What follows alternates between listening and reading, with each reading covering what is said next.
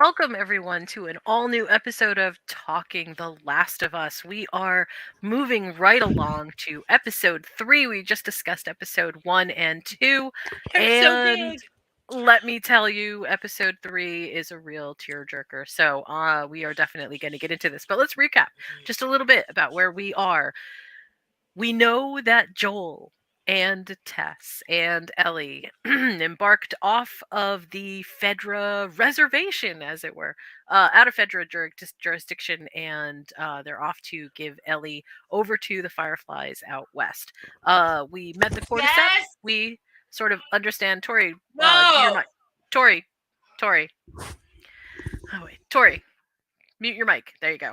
Okay. I'm so We sorry. I'm so sorry. I thought it was muted. Oh my Okay, gosh. it's okay. My bad. We know that Joel and we know that Tess are very committed to going to find Joel's brother Tommy out west as well. We have a whole lot of things going on with the world that post-apocalypse is definitely falling apart much faster than I thought actually that it would. 20 years without people in it has really left the world in ruin. I want to introduce my cast here, my guests, but I also want to let you know that on this particular podcast, we are definitely going to talk spoilers for the series. So if you haven't seen the episodes that we're talking about, definitely this might not be the time. Log off after you've seen it, come back. And we are going to talk a little bit about how things differ from the game. So if you haven't played the game, but you're thinking about it, we're going to have a little bit of spoilers for that too. I also want to say that during the first and the second episodes of The Last of Us, we got a really good, I think, view of how the show wants to honor the game. And they do so in a number of different ways, both from the points of view shots that we have that just come straight from the game, and also some of the really interesting, I would say, sound mixing ideas that kind of come around. Episode 1 was just pitch perfect for that. Episode 2 kind of walks us a little bit further into the immersiveness of the world, what the cordyceps are, how they work, that they have a hive mind. That is super interesting. How scary they can be, and how fast they can be, and how no one is really assured a guaranteed spot on this show. It's pretty scary. We saw that Tess died in a way that she sacrificed herself, asked Joel to get Ellie out west, and we know that Ellie may have the secret in her blood to ending the apocalypse. Well, at least ending the cordyceps problem. Um, there's some interesting ideas going on here. So, without further ado, let me introduce my cast, and then we are going to talk about episode 3, which is a definite departure from the game. So, everything is kind of new and wonderful and shiny, and also horribly sad. And yes, we'll get into all of that. Let me introduce Kinte first. Kinte, how are you tonight? I'm doing good, just trying to survive here in up during the apocalypse. So, you're very much the Joel character. Yeah, yeah. Are you ready to talk about Frank and Bill? Oh yeah, All yeah. right. I'm ready. I'm ready. I'm ready. I was Okay, born ready. I'm gonna ask you an out of the gate question after I introduce Tori. So be ready for a hard one here. Okay. Tori, how are you tonight? I'm fantastic. I'm really mellow. I'm really, you know what I mean? Like I'm in a good mood. Good. Um I'm also really excited about talking about this. I like this show. I do, and I wish that I played the video game. So maybe I should go play the video game. The video games are amazing, excellent, and anyone who has ever played either The Last of Us 1 or 2, and most people haven't played 2 without playing 1, leave that experience changed people, and for really good reason. It was one of the most exceptional titles that I have seen in I don't even know how long. It just absolutely hits everybody to the Yeah, core. it really speaks to you like personally. Like Yep. it's like a very relatable. You know what I mean? Like this could really happen. Like Although I will say that I'm really glad that in the game there are the choices that you make. I'm also really glad that in the series there is a lot less crouching than in the game. So good for them that they didn't Uh-huh. add so much of that. Okay, Kinte, I'm going to ask you a question right off the top here, and forgive me if this is kind of hard right off the top, but Okay. as an overall feel, and without jumping too far ahead, give me a 1 to 10 on how you felt this episode 3, did in terms of conveying a sense of world building for The Last of Us. Oh, 10. This is this is one of the better episodes of television in a long time. It was excellent. Um, and it felt monumental when you're watching it. I mean, I saw it obviously when it aired, so it was before the hype. I'm glad I saw it before the hype. Right. You know, so I felt that way before I heard anybody else say it. Um, it was just it was phenomenal. It was at first I was like, oh, okay, is it? They're just gonna do like a bunch of flashbacks. Like at first I thought that maybe that's where it was going, and then when you realize what was what was ahead, it was just excellent in many ways. So I'm going to interject a small thing before I ask Tori the same question. But one of the things that I actually read, which is just so stunning to me, is that somehow this particular episode was trying to be sort of the show's prestige TV episode, that this was the episode that was like fishing for an award or something.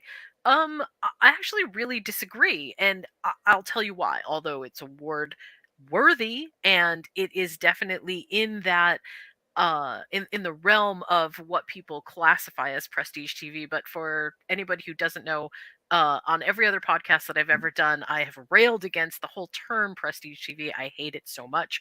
But okay, let's put that aside for a second.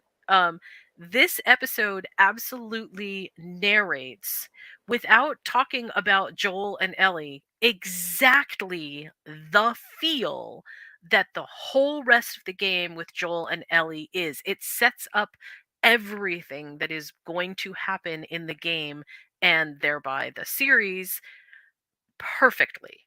And we'll get into why in 1 second. Tori, tell me, what did you think about this episode altogether? What 1 to 10, what was your feel for it? yeah, 10. It was so great. Like I saw it before all the hype too, and it kind of made me feel like when everybody else saw it, and they're like, "Oh my god!" It kind of made me feel like Looking when, private chat, Jen. Sorry. um, I really thought that like, oh god, I lost my train of thought. Sorry, kids. um, Well, tell me, Tori, tell me what did you like about this episode specifically? What particular piece did you find to be the most compelling? Was it the love story, or was it something else? Was it something else that had to do with world building? I want to say that I was more interested in how the virus started and how it spread and the how the infected were and how they were being dealt with, the government. Like I liked that aspect of it only because the love story, man, love stories you get your heart broken all the time. You're like Well, you love somebody and then they die and you're like, well, god. okay, so I do okay, so taking a quick pause here, I do think that this is exactly the point of episode 3. The show is called, or the show's title is Long Long Time, and that is a reference to the song by Linda Ronstadt, Long Long Time. And just sort of a little extra detail, apparently Linda Ronstadt's music has gone to the top of the charts on Spotify and many other music list services. It's amazing. And if you haven't heard Linda Ronstadt's music, it's actually really good anyway, just by itself. But every time I now hear this song, I literally want to cry. So let me give you sort of just the quick recap of the episode, and then we can sort of dive into it. We find Bill, who is a character in the game, by the way, and he is basically the outbreak happens, and he goes to Home Depot and a number of different places to gather his supplies. That's the smart. He should have already had the supplies, but Well, that's he another smart nobody move. knew that the zombie apocalypse was going to happen, but he is Oh, definitely a prepper. He yeah. has Okay. spent a lot of time in his life, well, I would just say being very prepared for things. His arsenal of guns is absolutely astounding. And that was I just loved it. that blew me away. But he knows what to do, and that's the thing. He understands that in order to survive, he's going to have to really wall off a section for himself of the world. And he does so by building these large fences and then creating these traps. And the traps are truly ingenious. He has an electrified fence, he has flamethrowers, he has pits where people can basically fall into if they're not paying attention. And it appears to serve him pretty well because we get a time jump, and after that time jump, we see that Bill has actually caught someone in his hole. Yeah. And the person that he catches in there is Frank. Now, when we first are introduced to Frank, I don't feel like we are supposed to know specifically anything about him other than he is trying to get to a federal location.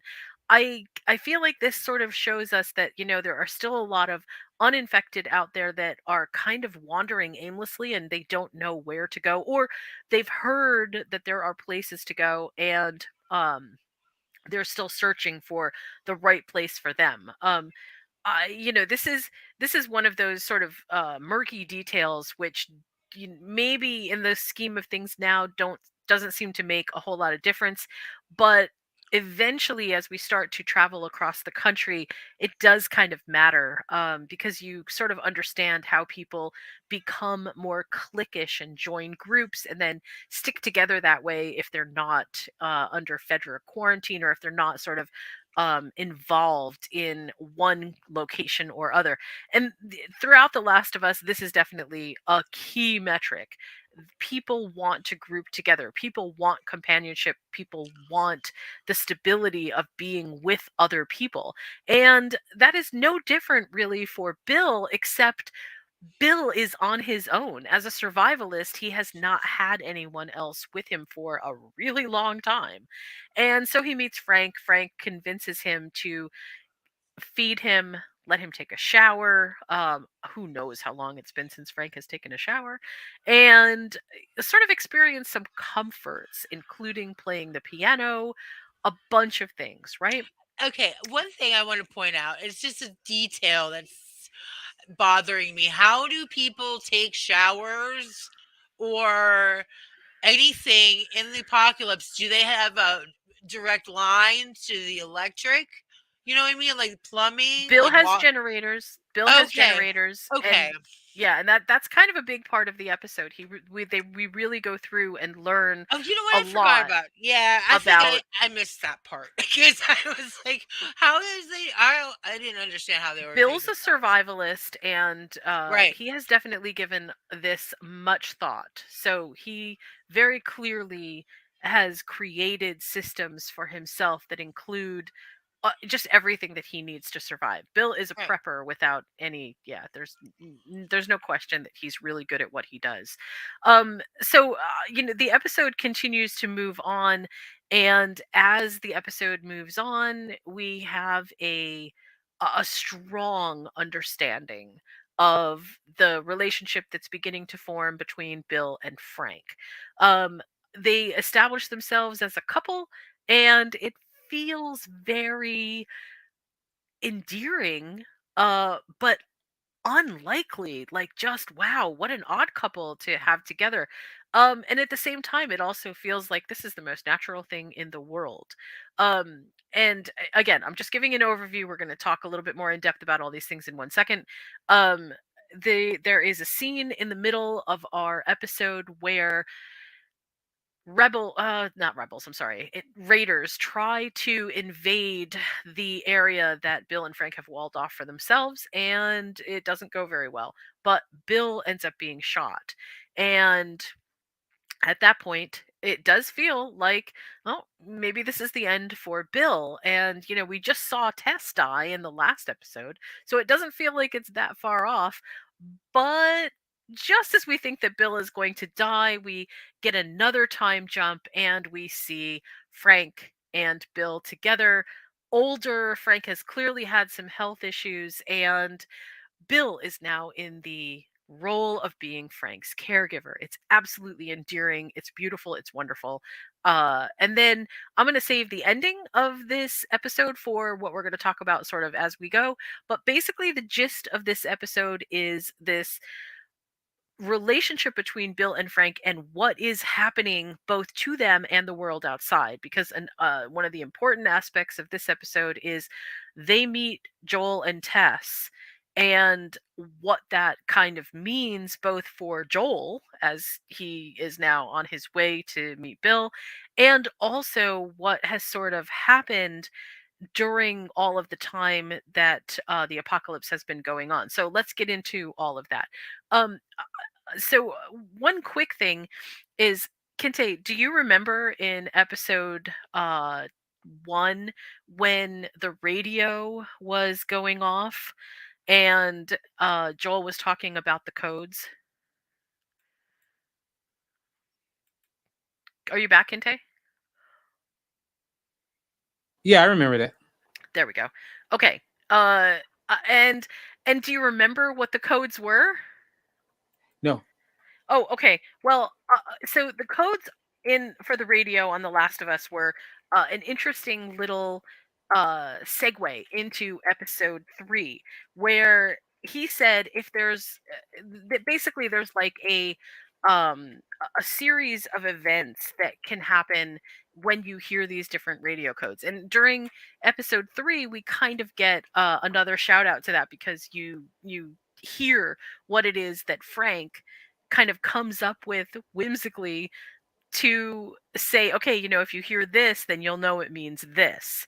And I thought that that was just so super awesome. I really liked that little touch. It was just such an excellent touch. um the I wanted to go through just real quickly that the songs that were in, I think it's this, I think he said in the songs in the 70s. um well, you know what? I'm gonna stop, because I'm gonna actually say what some of this stuff is in a little bit. Let me ask Kinte, just in terms of how you thought about the relationship between Bill and Frank began with Frank meeting Bill. Did you think that that was actually going to turn into something, or what were your thoughts immediately? I kind of thought they were going towards him being some kind of plant or some sort of enemy, all the way up until when he was playing the piano. I was sitting there thinking maybe he was going to attack him. Obviously I Yeah, didn't know about Bill and Frank in the game, so I wasn't quite sure. And then I started getting hookup vibes, right, and then it right. turned out to be what it turned out to be. So he sings.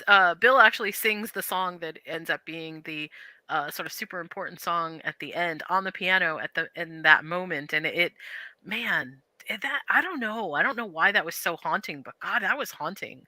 I really liked that. I thought it was great. This is the second time in 2 episodes that a piano seems to be important to us. Hmm. Remember in the second episode, there was also a piano in that flooded out area. But that's right, huh? Yeah, I half expected the frog to be playing the piano, but no, it didn't. Um, okay. Uh, to, uh, okay, let me ask this question sort of as a follow-up question to that. Once you realized that Bill and Frank were actually a couple, tell me what you thought about how they were experiencing everything that was happening in terms of what the apocalypse was, and how it like both seriously affected them and seriously didn't affect them. Yeah, Do you know what I mean?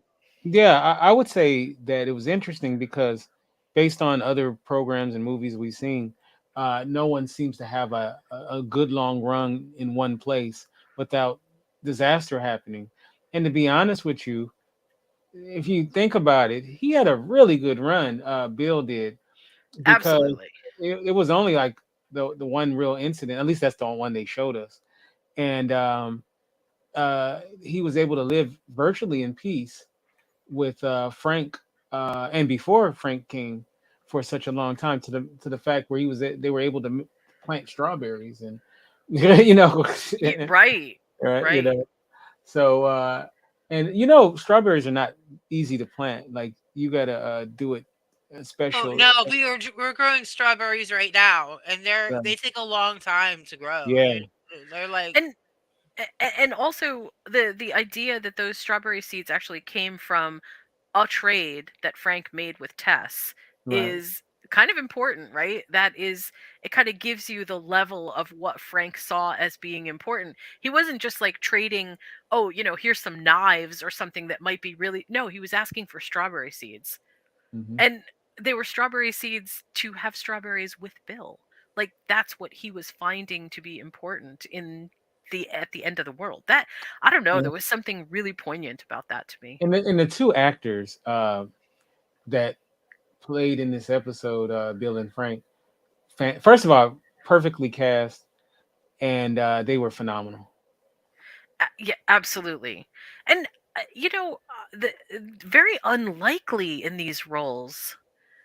I Yeah, mean, I would not have expected this caliber of performance out of a comedian. I mean, not in this no, role. I kind of he's kind of played characters similar. I feel Yeah. like, but in a comedic way. But I'm not surprised that he was. He's a fantastic actor. He's probably underrated. I'm, oh, definitely underrated. I completely agree with that. In the interim scene His when. wife, Megan Mullally, uh, was the one that convinced him to do it, because she read the script and she said, "You're getting your butt on a plane to I think they shoot in Calgary." Uh, Mhm. he read the script and said, "You got to do this." Oh, really? Yeah, Wow. I heard him say Um in the interview. uh Nick Offerman is Nick one of Offerman, those. sorry. Yeah. He's He, he's definitely one of those he's definitely one of those. He's, I don't know how to describe it. Full of surprises. I guess that's maybe the best way to say it. Just full of surprises. very I similar to I, Tori. I was very I was very convinced that these two were an actual couple. I mean, even the part about them arguing in in the middle of the episode about something so trivial as mowing the lawns.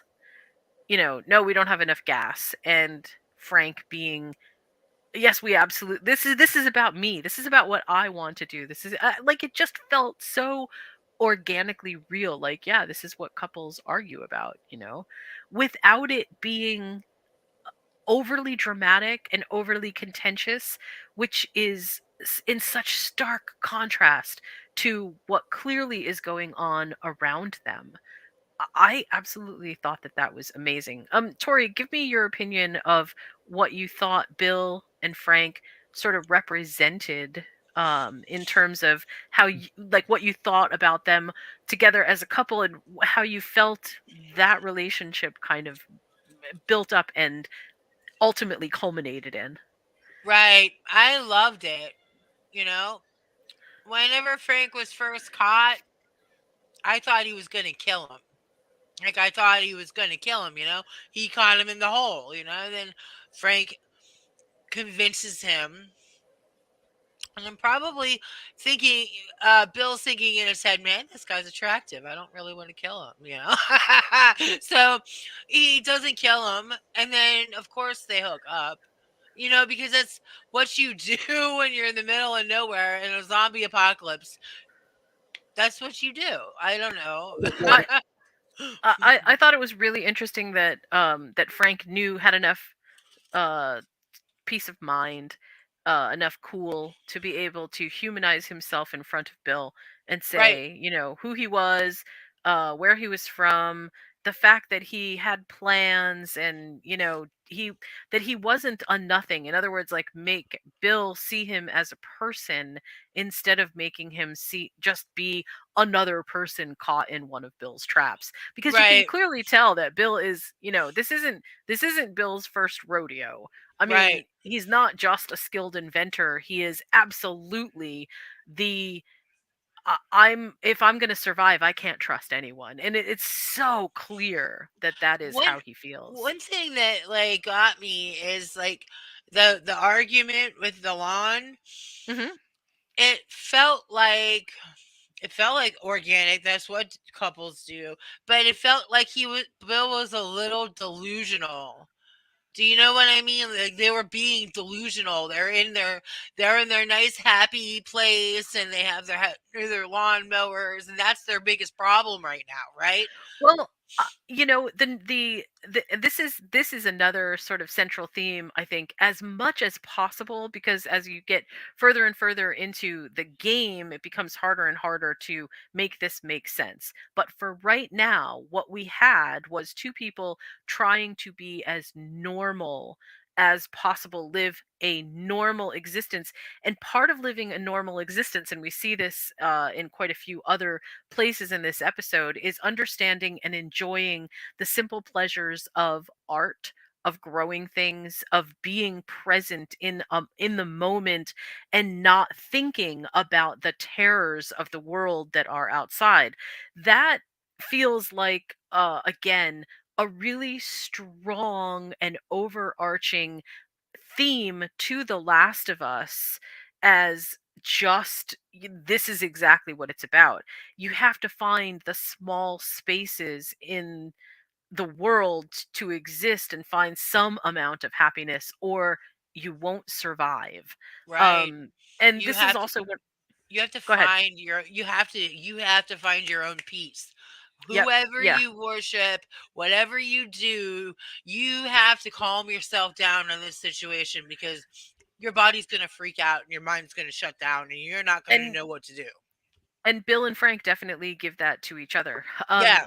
Let's talk a little bit. Kente, give me your assessment about why you thought that this episode was so good. Because obviously there's a lot of things in here. There are, Joel and Tess come to visit Bill and Frank, and they strike up a friendship. Clearly, Frank really wants to be with other people, and when I say be with other people, I mean he wants to entertain, he wants to engage in social dialogue, and he really does hit it off with Tess. Bill and Joel are definitely two sides of the same coin, and for that they do not trust each other. They just, and Joel even says, look, I get it, I understand, but you're going to need us, so let's just dispense with the, who's the bigger man, and put the gun away, and let's, really get down to brass tacks.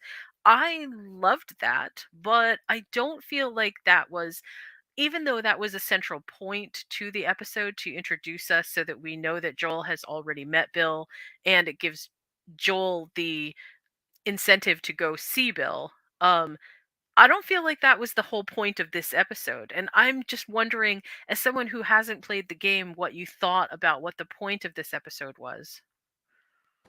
I believe that the point of this episode was to establish um, to the audience what the cost of living is, what it's like to have your own piece of sunshine in, in the dark times.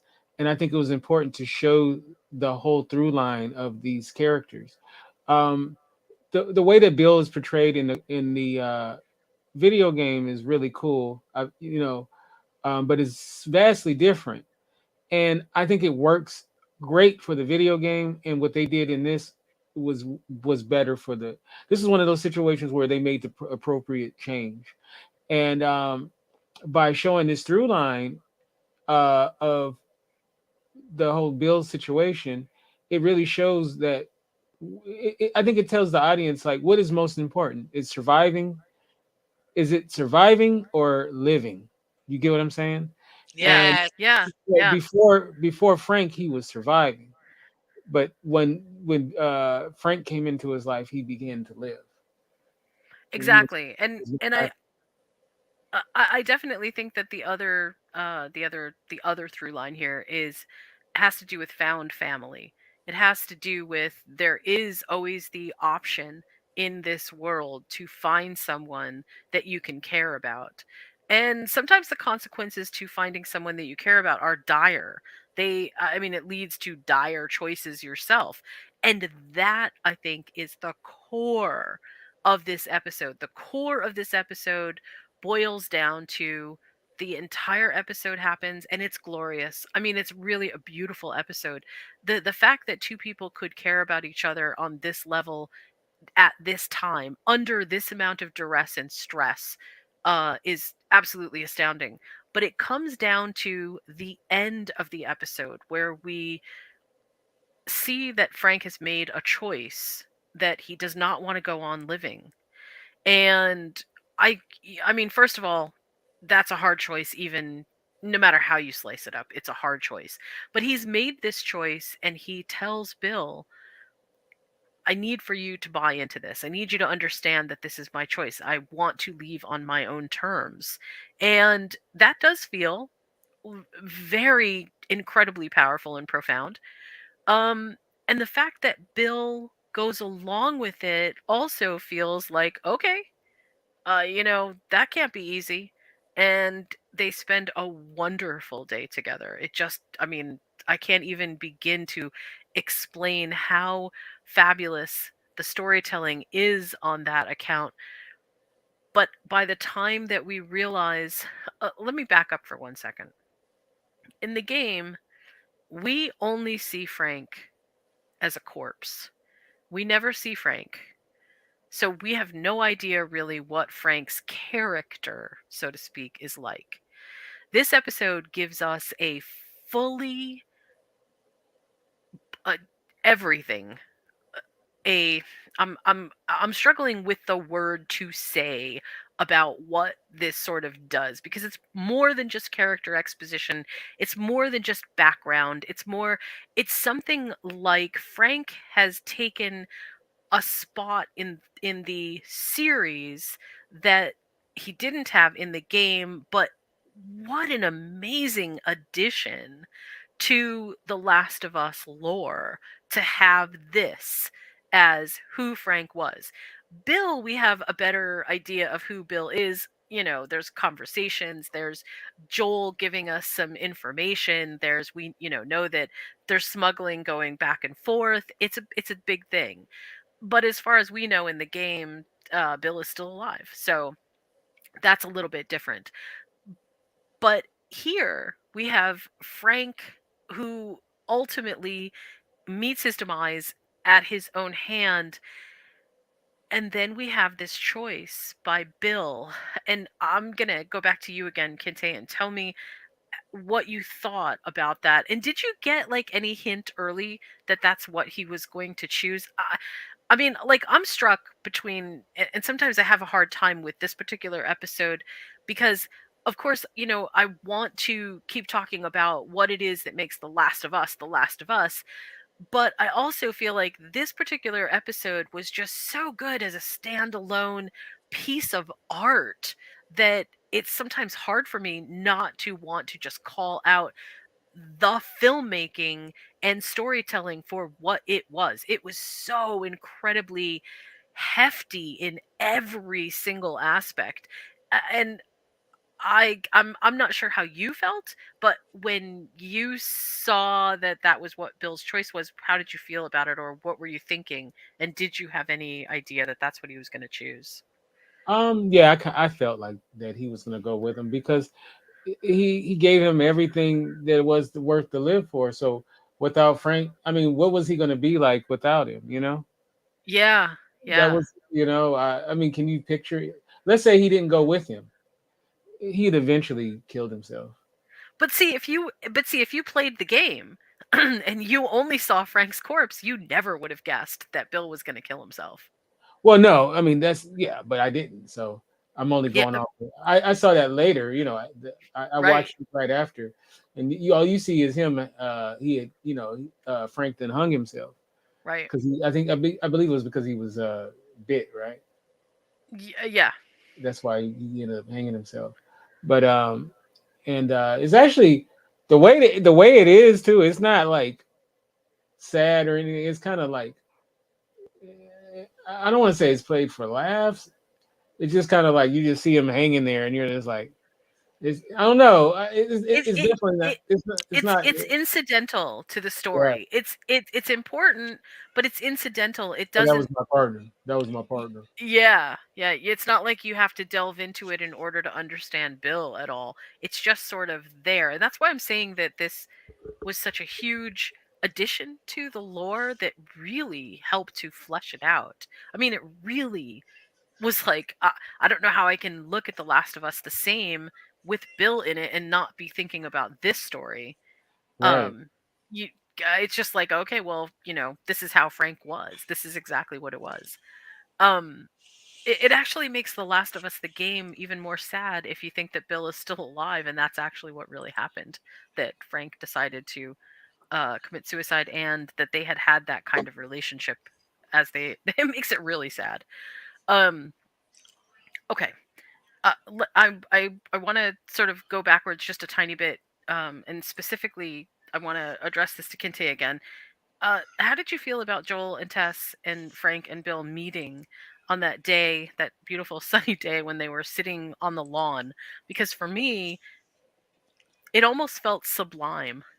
Like, let's have a tea party in the garden and it's the apocalypse. I mean, like, it almost felt like, wow, this is really breathtaking. What did No, you think? I thought that was cool, and it was cool to see Tess again.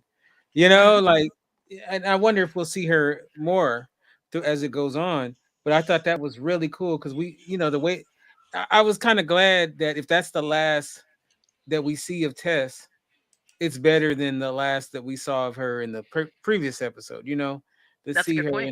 in a better situation. But I thought that was excellent. I thought it was good, and I love how they ran off and then they just left you know um Joel and Bill the chat. And I like Hmm. I like when he tells Joel tells him, don't point the gun Yeah, at me. don't point Yeah, that gun at me. that that's what I was saying before about hey, put the gun away and let's actually talk yeah, because this isn't going to work. And I feel like part of that is just that Joel recognizes in Bill this kind of like kinship. Yeah, I know what you're about. I'm there myself, man. You're not going to pull any punches on me. right. I just in terms of how this set up what you think life is like for most people in the apocalypse. Clearly, we aren't supposed to believe that this is the way that it is for most people. And I would like to just, briefly mention that in the beginning of this episode, Joel and Ellie are on the road and they see in the ditch people that Fedra killed because either there wasn't enough room where they were going or something else happened. It seems to me that Joel is saying there probably wasn't enough room and that's why everybody, was shot. But everybody that's in the ditch is they're the people that we see getting loaded on the truck at the very beginning of the Yeah, episode, right? Um I would just like to mention that while this episode is definitely a slice of heavenly life where Bill and Frank have built this fortress, or well, Bill built this fortress to exist in. Um, this is definitely not typical of anything else that's really in the Walking Dead, in the in the Last of Us, um, in the sense that until we start moving a bit forward, creature comforts are not really part of this world. So to see the creature comforts that they have here is kind of a big deal. And I just kind of want to mention that because I actually had a talk with some people who hadn't played the game at all and said, well, if Bill and Frank have built this, then maybe lots of other people have built something just like it. And I feel like that's kind of, I mean, it's nice, it's a good idea, but that fantasy doesn't really play itself out because Bill's really special. Bill is an inventor. Bill is absolutely a prepper. He 100% had Well, everything that he needed to have in order to make this space work. And on top of it, Bill had Joel to do a lot of his, smuggling back and forth. but And but but also in the video game, Bill's where Bill lives is horrifying in it comparison. is, It's yeah, like it's it not is. like there. It's like a walk in the park. It's like la di da di da. It's a In the little garden video game, utopia. it's like they're all over the place. Those monsters are all over the place. So he doesn't have like he can't just walk around eating strawberries Yep. in the He video he game. you know. yeah, he de- Bill set himself up a fortress that is horrifying. I mean, it's really Right. bad. And they try to sort of like give a shout out to it by showing us the traps that Bill built, but it really doesn't do it justice Right. because it's No. bad.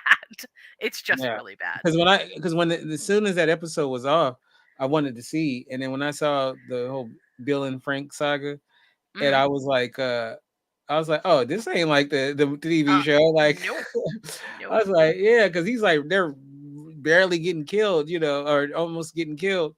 And the funny scene where they're pushing the in the The game they're truck. pushing the truck, and Right. yeah, it's pretty funny. Yeah, And the fact that Bill still hasn't like buried Frank is like okay. Like yeah. you think I'm no shade being thrown to the game, but yeah, that really bothers me. Like, look, take 10 minutes and we'll all sit by and we'll just have like a tiny little funeral for Frank, thanks. One small ritual in the apocalypse that I'm totally down for. Um See, okay. that's something Tori would do. She wouldn't bury. She just go move on. eh, She ain't burying nobody. Oh my gosh. I'm very sentimental actually. I'm very Yeah. sentimental. No sign of the cross, nothing. She's just like, let's move Yeah, on. I was raised Catholic. My great aunt was a nun, so I went to a convent whenever I was 15 because I was bad. So I oh know no. all about so I know all about religion and G- Tori, what did you think about Okay, the mother Tori. Raiders? Okay, mother Tori. Mother huh? Tori. Tori, what did you think about those raiders that attacked the fortress when attacked the little mini oasis of Frank and Bill's? Yeah. What did you think? See, part of me was like, and again, this is not game lore. We're just talking series. Part of me was like, probably the reason that they continued to survive there is because after that first raid, I guarantee anybody who wanted to attack that place was having some serious second thoughts because the number of people, first of all, that died in that raid were it's that was astounding, and number two, the horrible way that they died. I Yeah. mean, I can't imagine that anybody's going, oh yeah, let's go raid this place because no wonder they survived for so long. Probably, word got out. Leave those people the hell alone. Um, I thought I was rooting for Bill. Like I was like, oh my God, come on, that's a fortress. And he really did not disappoint. I will tell you what, like all, all those Raiders died. I thought it was like I want to say one thing about how I feel about the game, like well, not the game, the show. Whenever it's like Alexandria in The Walking Dead, like all the houses are nice. You know what I mean? Like all the houses are nice. And now they have this oasis in this series. I feel like it's like the same thing. They feel safe there. They feel, that's their home. They're defending their home right now. That's what I felt like. Right, right. And that actually I think is also another pretty key aspect, and this is one of the reasons I keep saying that I feel like this particular episode is sort of um an altogether mash of all the things that are important in The Last of Us in one episode. The idea that home is so important is a huge it plays a big part in sort of what you consider to be safety and what you don't consider to be safety, how you view what safety really is, and then also this idea of just because something looks safe does not mean that it is safe. Right. That is also an enormous part of the game. Things that look safe are not safe. And, let's not forget, the game is meant to be it's a game. It's not I mean, Mhm. yes, it's got a huge story attached to it, but it's a video game. So your ability to do things in the game is very much game metrics, right? Can you shoot? Can you crouch? Can you hide? Can you sneak? Can you figure things out? Like, these are the important parts of the game itself. When we are watching the series, we're kind of getting a piece of both together, and that, I think, is sometimes both frustrating and also relieving. Like, to me, it's actually less stressful to watch the series, even though it's awesome and I realize that a lot of, crazy stuff is about to happen. It's so much less stressful because I'm I'm not feeling like I'm under such duress in every moment that's going on. Just sort of as we kind of close this episode out, I want to obviously talk a bit about how Joel and Ellie end up at Bill's house and then what happens. So, um, Kinte, tell us what happens when tell us what happens when Joel and Ellie end up at Bill and Frank's house. Oh, they go in and he knows the gate code, and they go in and to the main house, and what happens is uh, the the note is left behind that Bill leaves to Joel, saying that that he is if you're reading this, he's deceased, and to don't go into the bedroom because it's probably going to be a bad smell, even though we left the window open, and Right, and that's when they are. He tells them everything that's there is his, and to take care of Tess because obviously he didn't know that Tess was deceased, right.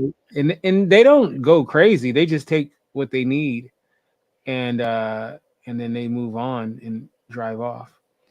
So yeah, it's And pretty. then Yeah. the thing that always sort of gets me about this particular episode, in both in relation to the game but just in series progression, is here's the thing that Joel has been trying to find for so long, which is the car battery, and he figures out how to get everything that he needs for the car battery.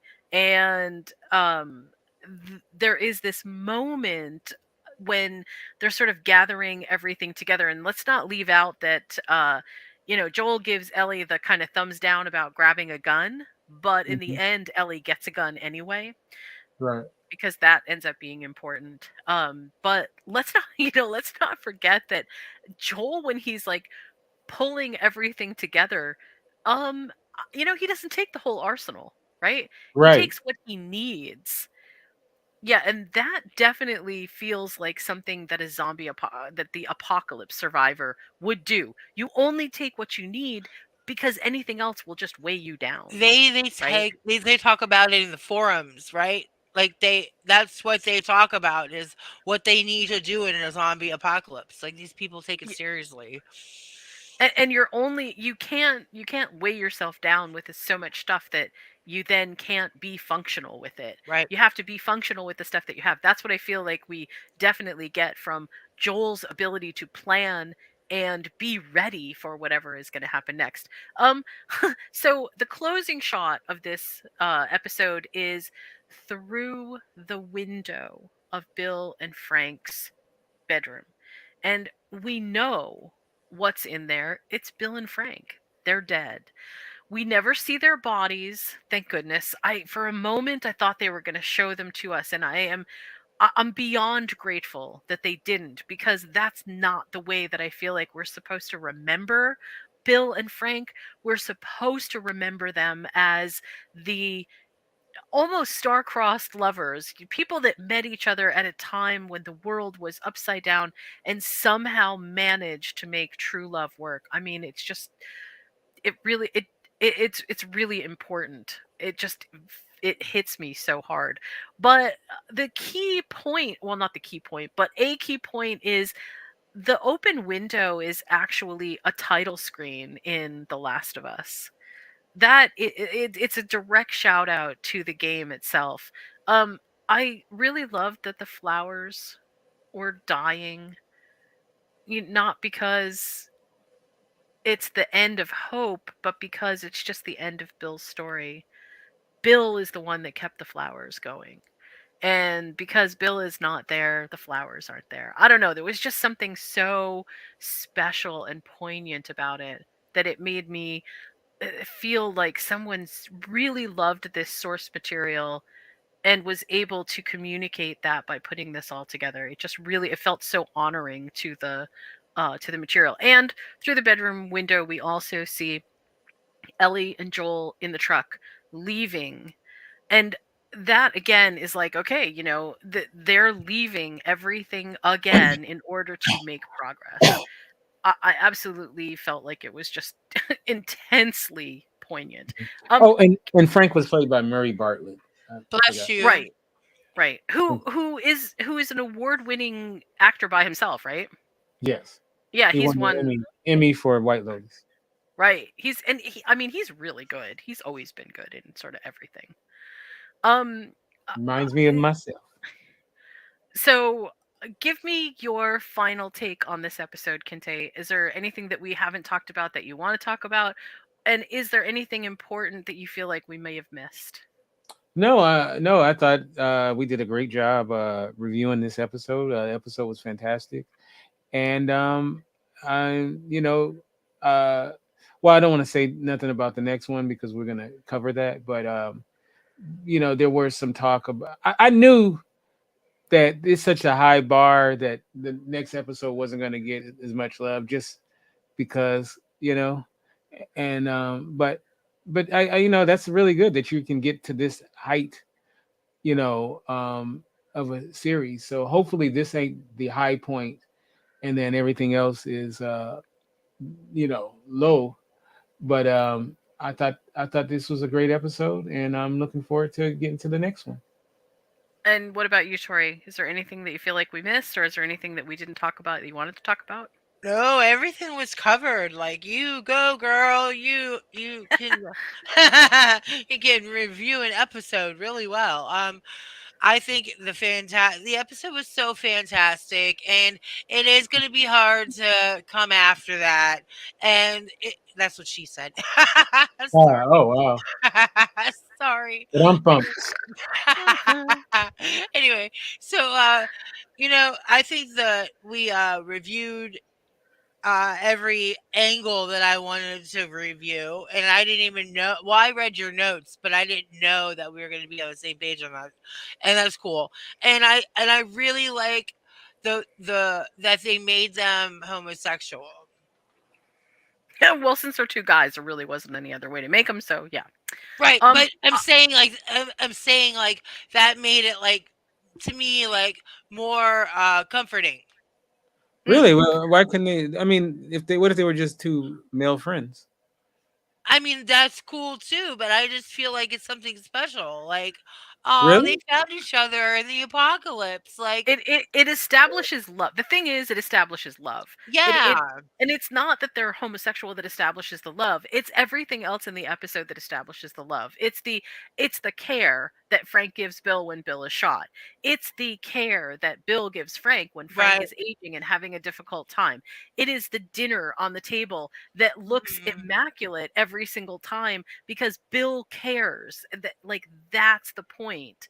right. Um and And I it think, certainly could have worked if it was a woman that Bill had met, but it wouldn't make sense in the game with if you're following the game because we already know that there is a Frank corpse hanging around someplace, and so we But have to tie that I in mean, somehow. it could have been two friends, though. I mean, if you think about Shawshank, yeah, that's a That's love true. story between two platonic, they had a bromance, Romance, yeah. Yeah, Yeah. I'm glad they did what they did. I don't feel like there was any. Yeah, I just feel Well, like it I was a don't good think choice. that But there's anything, like, negative about it. Like, I wasn't talking about it to say, like, anything negative about it. I thought it was a great touch.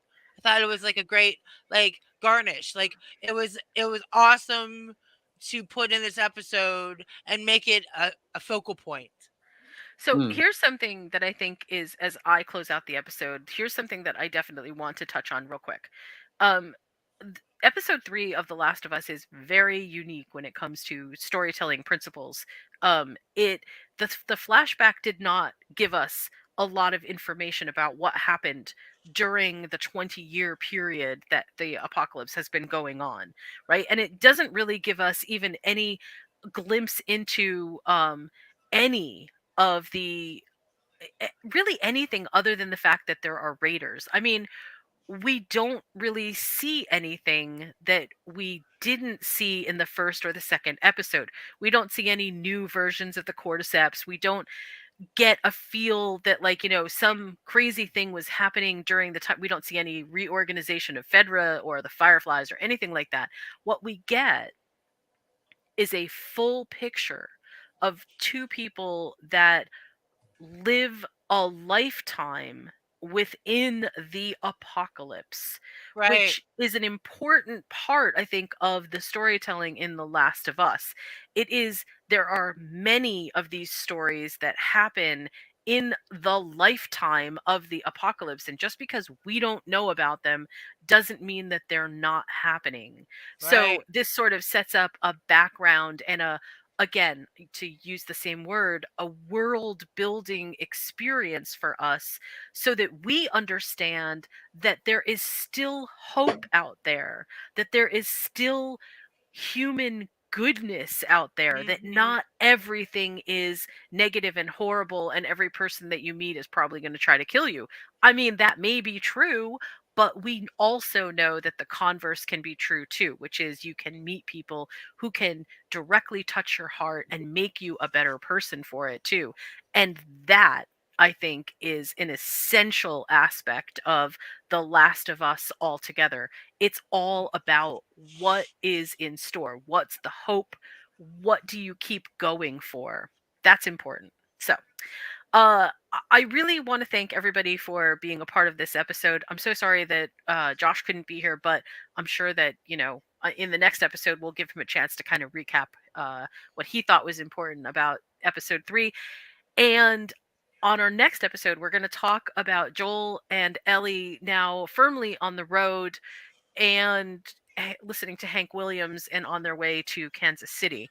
This is definitely an intersection in the game where some interesting things happen.